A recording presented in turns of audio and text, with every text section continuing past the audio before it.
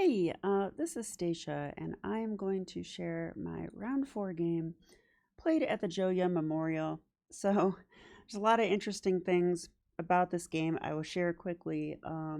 Number one, I was not too happy after round three. I felt fairly defeated. I was even questioning if I can even improve at chess. Should I just give up or what? Every chess player has moments like this. I understand that.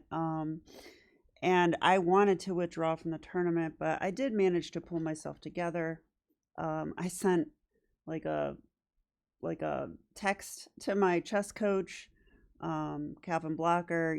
Just saying like wow, I feel so horrible, like I'm terrible, like it was just one of those moments where not feeling too good about my chess. And um and he said, well, just go play, and he actually gave me some really good encouraging words, and I did pick myself up, and I was like, well, I don't feel like playing, but I'm going to go in there and play and try my best, because I did realize that a win on Sunday morning could change my whole tournament. So there was still hope, even though I was feeling pretty hopeless. So that's number one. Number two is that my opponent did not show up for like 15 or 20 minutes. So I honestly thought I wasn't even going to play then, which once I was there and ready, I did want to play. I didn't want to just wait all day, So that was another thing, but apparently he did show up, right? And but I was excited because my opponent was rated much higher than me, like 1950, and I that's those are the players I do want to play, because if I can manage to win, I'm really accomplishing something for myself. And in terms of the tournament, I did have a one round bye in round two, so a win or a draw would put me, like, a win would put me at 2 out of 4, and a draw would put me at 1.5 out of 4, and a section up. That's not a disaster. So that was sort of the interesting moments. So let's get into the game.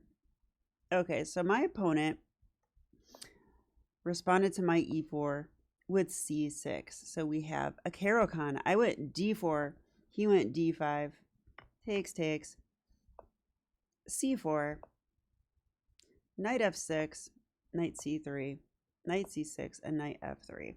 Okay, so I was really curious if he was going to go for mainline stuff here. Like, there's a couple ways you can play against the Panov, and I feel like, well, I would call it the main line when they just go like e6, and after knight f3, they do this pin, and then we should probably take, and they take with the knight, putting pressure here.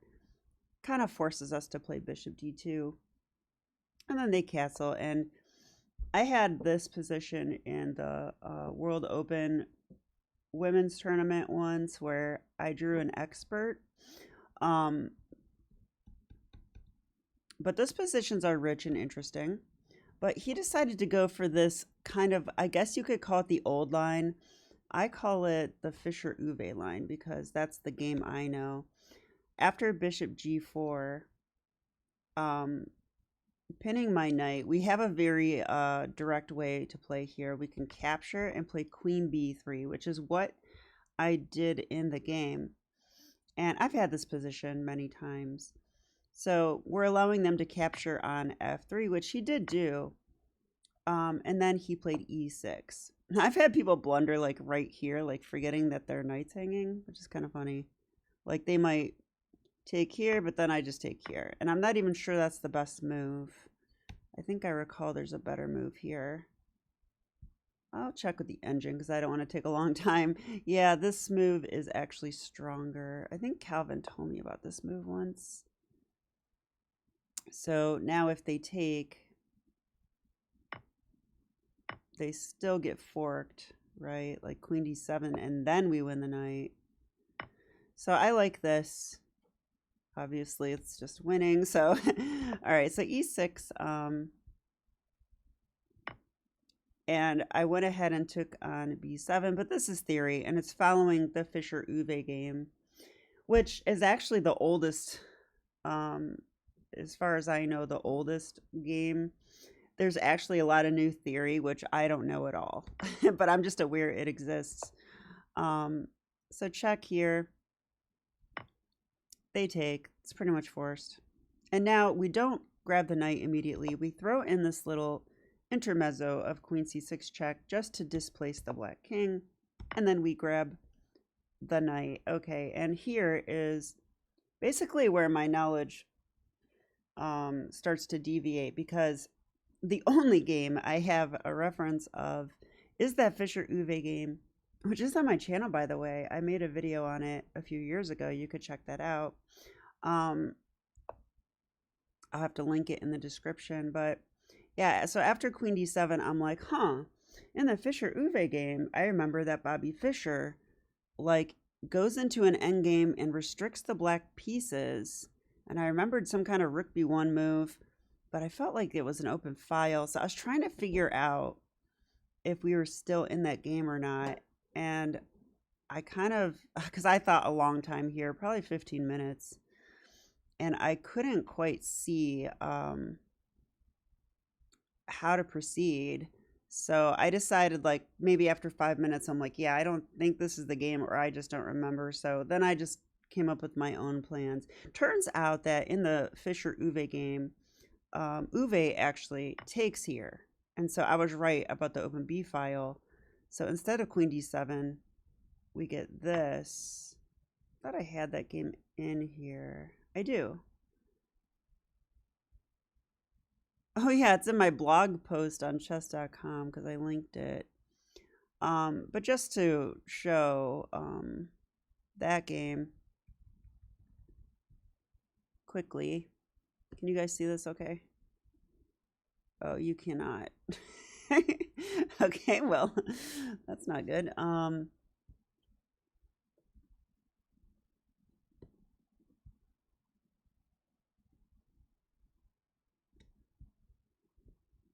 Hopefully this is interesting for you too, but it's interesting to me.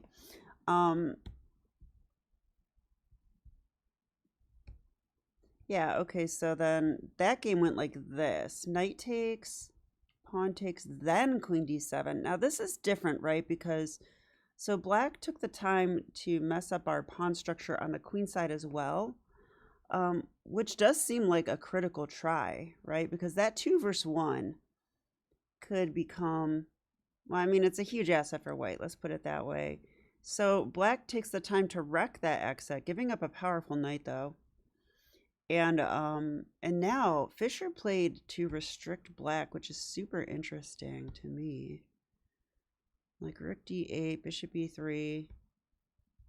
Yeah, and he allowed this queen trade. I remember studying this game being amazed that he would trade queens, but the activity of the white pieces, yeah, and then trade rooks too. Amazing, right? But look at this. He plays this rook b8 move. And now black cannot coordinate. They're restricted. So you can restrict in the endgame. Yeah, and then when he wins the a pawn, now the white a pawn is a monster, of course. And then he ends this game very flashy, if I recall. Bishop e5, gotta love that move, right? Just pins the bishop. They pretty much got to take, and then you queen. So, okay, so that's that game. Now let me fix the board for you guys. And, whoops.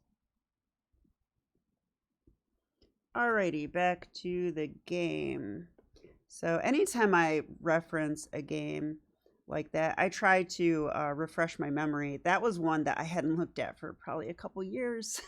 I don't know, so very good to understand it again. All right, so in the game, during my think, I was analyzing different stuff here. I was like, well, can I just trade queens? And I actually thought, if I do this, I feel like I'm just helping that bishop get out. Not sure why I would do that. So I didn't really like queen d7. And I thought about castling as well. But then I thought, okay, they could try this move, wrecking my structure. Because now if I do this, I actually don't, I'm not too excited about this position, but I would have this little check to throw in, which I did see, and I could grab this way. I thought this would be fine. The problem is they don't have to play that. They could play this first, and if they do this and I take, then there's a6. That removes the pawn off a7, which I do want to attack that pawn. And also the knight is remaining on this very good d5 square. So I didn't like this either. So I thought castling is just out. And so eventually I did find this move, which I'm happy about, which is the best move, and it is theory. Knight takes d5. And then I just thought this endgame is the way to play. I do have this 2 versus 1. So this is my main asset in the position. Black has this pass pawn. I'm not sure if it's a strength or a weakness, to be honest. Probably more of a strength, but hard for me to say because we do have rooks that can attack it. So the game went on from here. So I went bishop e3, which just eyes the pawn and also controls d4. He brought his king up, king e2, and okay, this is where I deviate from the main line. In the main line, they actually castle queenside, which I guess the main point is to get a rook on the d file like immediately and use our king to protect these pawns, I guess. So the main line actually goes like this, and it just looks strange to me, and it's equal.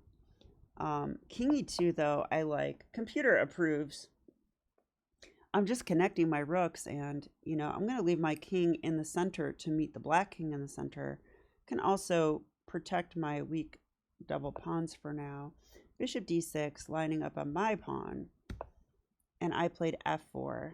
So okay, now this move has not been played by any master.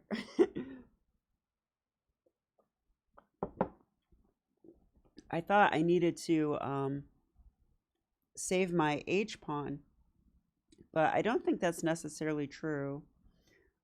Let's see. If I go rook 81 immediately, which is what I wanted to play, then if they go, let's say they go here, or maybe, well, now computer does want f4 now.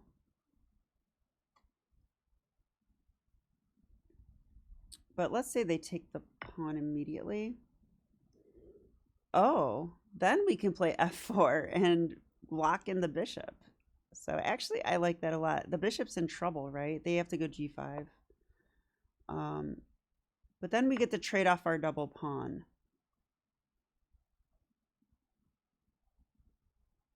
I'm still not sure what's going on here, though. Maybe we're tying down this rook, too, because we have this move. So maybe black has to spend a lot of time here. Like, it gives bishop e5. Rook ab1, saving the pawn. Huh. So it's just giving white an edge in this position. I guess I can see why. We're actually protecting this pawn, and now it doesn't seem as easy for black to play on the king side anymore. So maybe that's part of the idea. But in that game, I went f4 immediately. It's playable. He attacked my pawn. Yeah, and here, I mean, I don't want to play rook b1. I really don't. And I don't want to play b3, but I'm kind of forced. So I played it. So he just simply came back. Now, I thought he would go a5. I was more worried about this move. Computer thinks it is better. But after rook c8, here I just go rook hd1. And I wanted to meet rook c2 check with rook d2, which is what happens. And then here I thought he would double on the c file. I was kind of afraid of this. I think he didn't like me grabbing this pawn, though. And then he could grab my pawn. That probably forces me to trade. And then if he checks me, I guess I'm okay. I wasn't sure exactly what's going on here. Oh, he can't do that because I take the rook, right? The bishop's protecting the rook, so he can't grab the pawn right away. Um, yeah, interesting position. Computer just gives it zeros, but I'm not quite sure what's going on here. Looks like white's pawns are ready to roll, black's pawns are ready to roll. I don't know. It's be tough to figure out. Okay, but in the game, he just traded, and I think it's because he didn't want to go into that. So I take with the king, of course, and d4. Now, this idea by him is interesting, but I kind of was happy to see it, I would say. Because here, yeah, I'm going to take his pawn, but that pawn to me was more of an asset than a liability. And then he's going to take my double pawn. So my double pawn's definitely a liability. So I felt like this trade actually favored me a little, and the computer does agree. So I'm happy to see that. So this is maybe his first little mistake. All right, so then king d3. Of course, bring the king up in the endgame, and rook d8, and he's being a little sneaky here. He wants to go bishop e5, and if I try to step out of the pin, for sure he was going to play rook takes here and check, and that is a skewer. I did see it, so I didn't play that move. Instead, I checked, get my rook out of danger. King f5. And now I like my next move, king c4. This is how you play for a win, right? Like, I mean, I'm having a horrible tournament. I got nothing to lose. I'm trying to win this game. And to me, this looked safe as well. So I went for this. He played rook d7 to defend his stuff. And now b4. I liked b4 because now... Oh yeah, and I had to worry about these checks, but I thought if he checked me here, I get to put the bishop on c5. This looks nice. There's no pawns to attack the pinned bishop. And if he attacks me like this, I can just play b4. And I thought this looks great, so that's probably why he didn't check and did this. b4 anyway, because, okay, I mean, this is anytime you have a moment in chess where you kind of have a free move to do what you want, you should advance your plan, right? Like, my plan is push pawns and make queen. That's my plan. It's not too complicated. So b4. And he needs to do the same thing on the king side, so he does this. Also, yeah, I was offering my pawn, but I thought if he took here, I can play rook h1. I thought this is fine, because now he has to move the bishop back. And I can either take the, I probably have to take first, huh? I mean, checking looks interesting already. Oh, wow, he has g5 here. Okay. If g5, that probably forces me to take, but then I do get my pawn back. And the computer is saying black is the one who's a little better here. I'm not exactly sure why. I guess because of that. Ooh, yeah. Okay. A lot of times in rook endings, I just notice, like, if you have moves that, like, defend something and attack something at the same time, it's usually a good move. I mean, that sounds kind of obvious, right? Okay, but anyway, I don't have much time, so we should wrap this up. b4, h6, so stopping my plan of rook h1. So I just played h3. This is my idea. He goes g5, so he's advancing his plan now. Although it's harder, I feel, for him to make a pass pawn. It's really clear what my plan is, right? Like, I just need to advance like this, and I will have a pass pawn one way or the other. But his doesn't look quite as easy. So I pushed again. He played f6. And now rook to e8. Yeah, I just thought, okay, let's get active, right? I was seeing that his plan is actually kind of annoying too. And he can play this at some point to advance his king up. Yeah, so I got active because, well, your rook's supposed to be active in the endgame.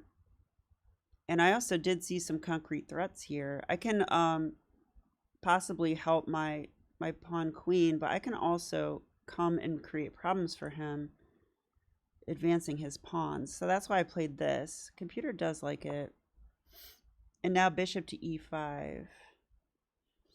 Yeah, and okay, bishop e5, but then I was looking at this and I had another one of those moments where I was like, well, wait, isn't this like a little better for me? Because I can now trade and separate his pawns, which I do.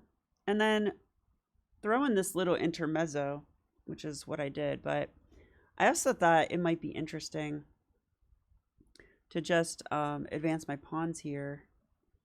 I mean, computer gives a5, which I ruled out because I thought, doesn't that allow him to like pawn freeze me? But I guess not, because then he has to defend his pawn. And my king comes up. And I'm still going to get a pass pawn with this move, right? So I think that's why. Can I do this immediately? This is drawish according to computer. Looks scary to me. So I'm not sure why.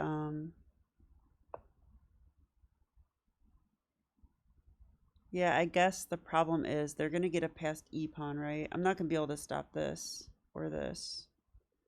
So, okay. These endgames are so complicated, and I have so little experience in them.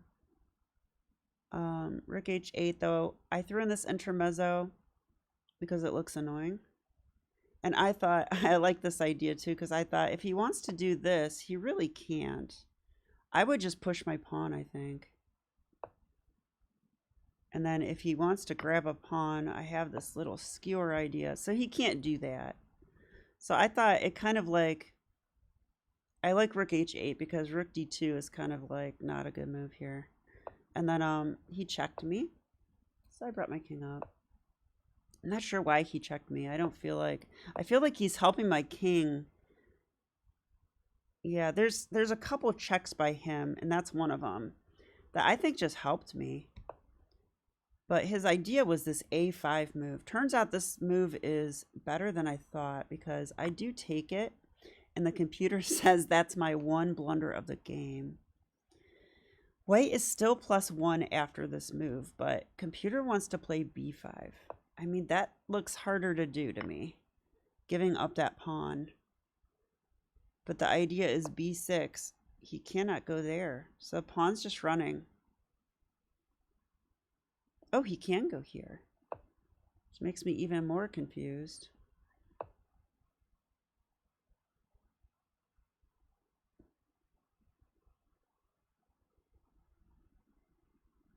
Wow, I mean, okay, this pawn's not going anywhere. I see that.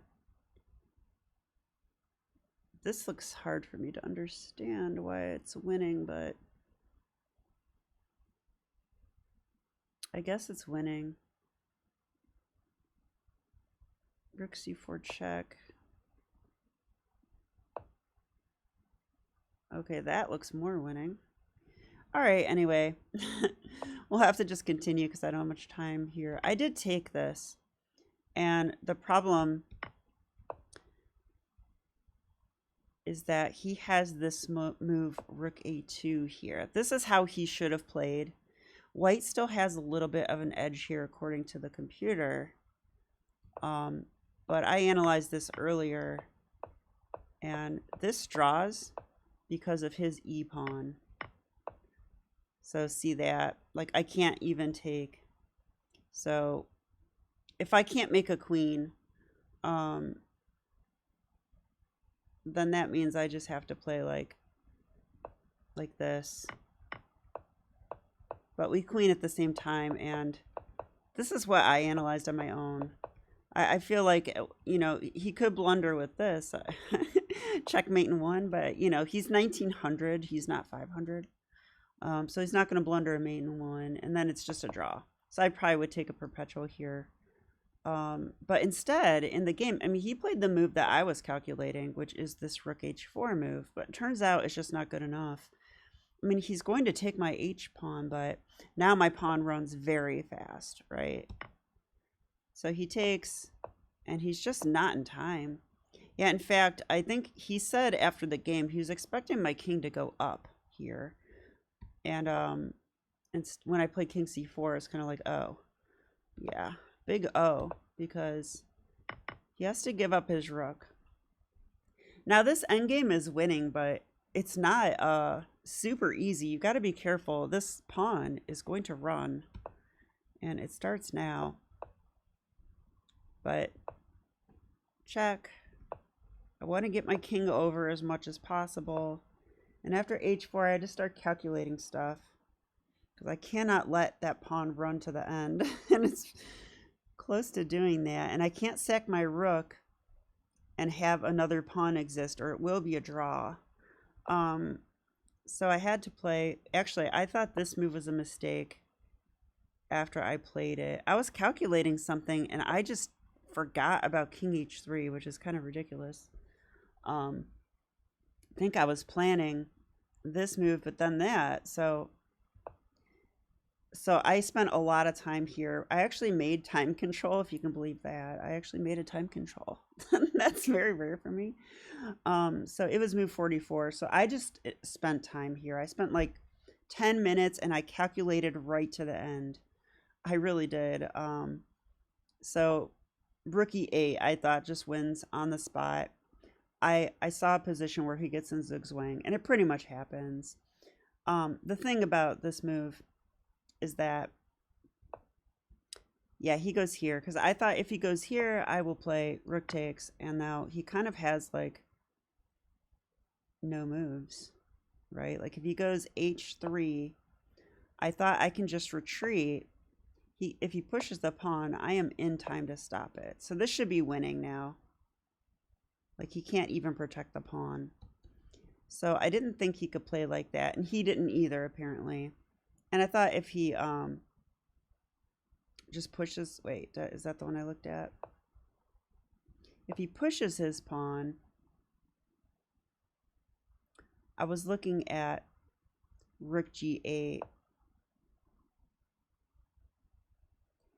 Because my idea is that if he pushes here, I want to make sure this pawn, I want to make sure the remaining pawn is not a rook pawn. This is simpler to win. I think the rook pawn might be winning too, but I wasn't totally sure in all cases. So I found this way to like force him to take with the rook pawn. Now he doesn't have a rook pawn. This should be pretty easily winning now, I would think. Like king f3. I wonder if he can check though.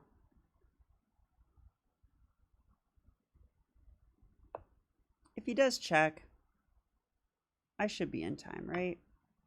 Yeah, because I can always check him on that pawn file. So all of this is good.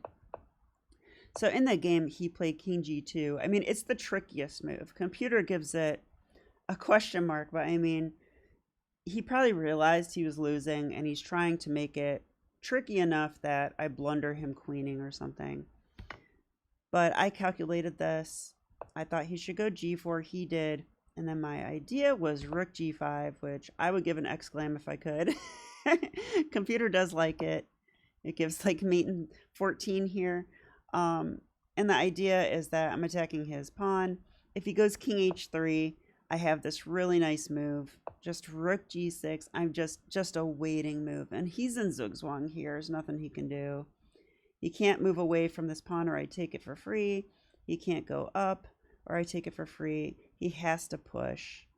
And so in the game, he actually just pushed immediately, which is interesting. But now I can take. He's forced to take with the pawn. Oh, I'm sorry. But he had this h3 move, which is a good try, right? But now I'm just in time to stop the queen. So I can just play king to f4, h2, rook h5, and my opponent did resign because if he queens, takes, I'm going to make a new queen, and that is it. So probably one of my better games, I have to say, and I'm not an endgame player, so outplaying a 1900 in an endgame and a middle game that I was not familiar with at all made me quite happy.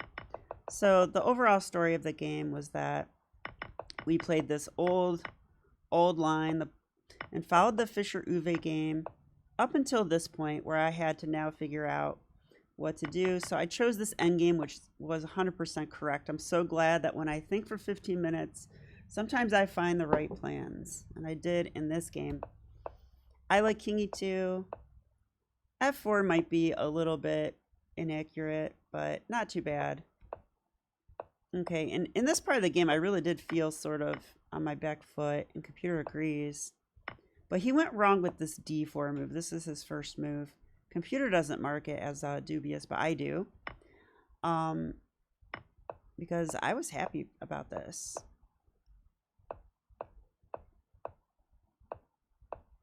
Yeah, and then we got this rook ending where I was feeling very happy in this position. And then his a5 move was interesting. I didn't see it coming. And we both missed that he has this rook a2 move. This is the right way to play, attacking this pawn instead. That would have been the right way, but he unfortunately went wrong. Yeah, and even helped me. I mean, helping my king come towards his pawns was probably a really bad move. But he probably realized he was struggling here already. And then this endgame was fairly easy. I mean, at the time I was scared, but now that I'm looking at it, it didn't seem too difficult. And I'm happy that in this position, when I buckled down and calculated to the end, I was able to do so. And this is from working with my strong students. We've done a lot of endgame calculation together, especially shout out to the Pan Shoes. They're two of my favorites. And also Jacoby Matt and Braxton. We've all done endgame calculation. And I think spending time with my students and doing the calculations with them, like while they're figuring it out, I figure it out again too. I think that just burned it into my brain how to calculate a little bit better in the endgame. And it paid off here because I did find a forced win. And that was the game. So I hope that you enjoyed this one. And I will be back with round 5.